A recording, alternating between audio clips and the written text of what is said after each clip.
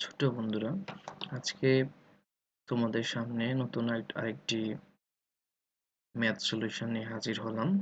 আজকে তোমাদের বইয়ের পেজ নাম্বার 70 এর 1 নাম্বার যে ম্যাথটি আছে সেটি সলিউশন নিয়ে হাজির হয়েছি। এখানে অঙ্কটি হচ্ছে যে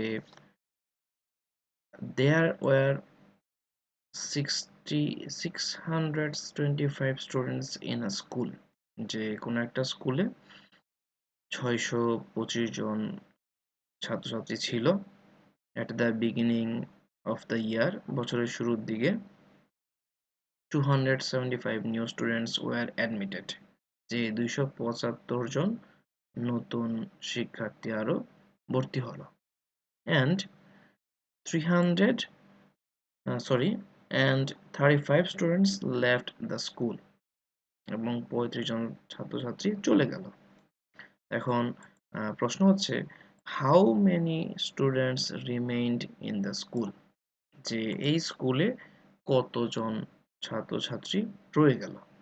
তাহলে সলিউশনটা কিভাবে করতে হবে? প্রথমে লিখতে হবে গিভেন, যে দেয়া আছে initial number of students 625, then new students admitted, যে কতজন ছাত্রছাত্রী নতুন ভর্তি হলো, সেটা হচ্ছে 275 স্টুডেন্টস। এখন পরে লিখতে হবে স্টুডেন্টস হু লেফট, যে যে কয়জন স্টুডেন্ট চলে গিয়েছিল। কতজন চলে গিয়েছিল? 35 স্টুডেন্ট হচ্ছে চলে গিয়েছিল। তাহলে আমার ম্যাথমেটিক্যাল সেন্টেন্সটা কিরকম হবে? এটা হবে ওই যে 625 জন ছাত্রছাত্রী ছিল, তারপরে আবার 275 জন যোগ হলো, নতুন ছাত্রছাত্রী আসলো, ওইটা যোগ করতে হবে। ওটা যোগ করার পর কি করতে হবে? যে 35 স্টুডেন্ট চলে গিয়েছিল সেই 35 স্টুডেন্টস মাইনাস করতে হবে।